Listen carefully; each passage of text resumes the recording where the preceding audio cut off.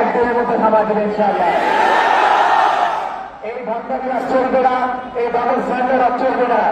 সরকার কিছু করুক বা না করুক, রাজনৈতিক দল কিছু করুক বা না করুক, আওয়ামী জামিলিয়াত উৎখাত করার জন্য ইনশাআল্লাহ তাওহীদ সক্রিয় থাকবে, সোচ্চার থাকবে।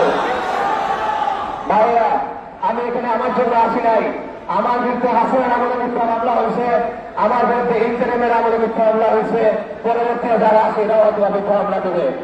আমার বিরুদ্ধে রেডার আলেফুদ্দিন মিথ্যা মামলা দিছে, এখন আরেকজন মিথ্যা মামলা দিছে, পরে অন্য কোনো হুকুমের গোলাম মিথ্যা মামলা দিছে। হাসবুনাল্লাহু ওয়া নি'মাল ওয়াকিল। আলহামদুলিল্লাহ, এখানে কোনো চিন্তা ভাবনা নাই। আল্লাহ উত্তম হেফাজতকারী এবং আল্লাহ একমাত্র বিচারক, তার আপনার বিচারের কোনো মূল্য নাই। আমি এখানে আসছি আপনাদের জন্য।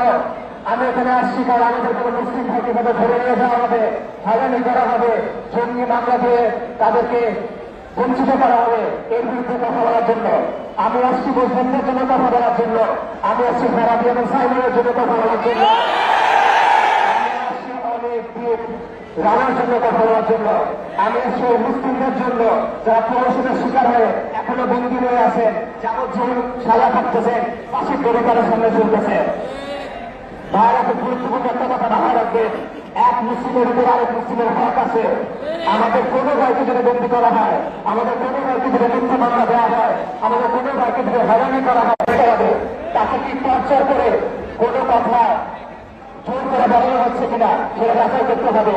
স্বামীর মাহফুজ নামে একজনকে গ্রেফতার করা হয়েছে, অথচ তার নাম মামলায় নাই।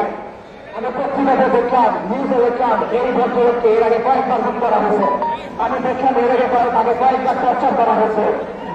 তাকে বসানো হচ্ছে কিনা, তার উপর নির্যাতন চালানো হচ্ছে কিনা, সেটাও আমাদেরকে দেখতে হবে। একজন নাগরিক হিসেবে, একজন মুসলিম হিসেবে তার যে অধিকার আছে, তার যে হক আছে, সেটা সে পাচ্ছে কিনা, সেটা নিয়ে আমাদের প্রশ্ন করতে হবে। তাকে আল্লাহর আইনে অনেক কিছু বলবো যেটা প্রচলিত আইনে অবৈধ, আল্লাহর আইনে অনেক কিছু অবৈধ যেটা প্রচলিত আইনে বলবো। যদি কেউ প্রচলিত আইন ভঙ্গ করে, তাহলে প্রচলিত আইনে তার বিচার হবে, এগুলো বাস্তবতা। এই বাস্তবতা আমাদের মানতে হবে। কিন্তু আমরা দেখছি বাংলাদেশে বিচার দুই রকম, বাংলাদেশে আইন দুই রকম। সেকুলারদের জন্য এক আইন, মুসলিমদের জন্য আরেক আইন। এক বিচার, মুসলিমদের জন্য এক বিচার। মুসলিমদের মুক্তি করা হচ্ছে, তারা যথাযথ নাগরিক অধিকার পাচ্ছেন কিনা, তারা নির্যাতন করা হচ্ছে না, এটা নিয়ে আমাদের সমাজ প্রশ্ন করা হচ্ছে। শুধু বিখ্যাত নাম দিয়ে প্রশ্ন করা হবে না। আর এই বিষয়গুলো কেউ আমাদের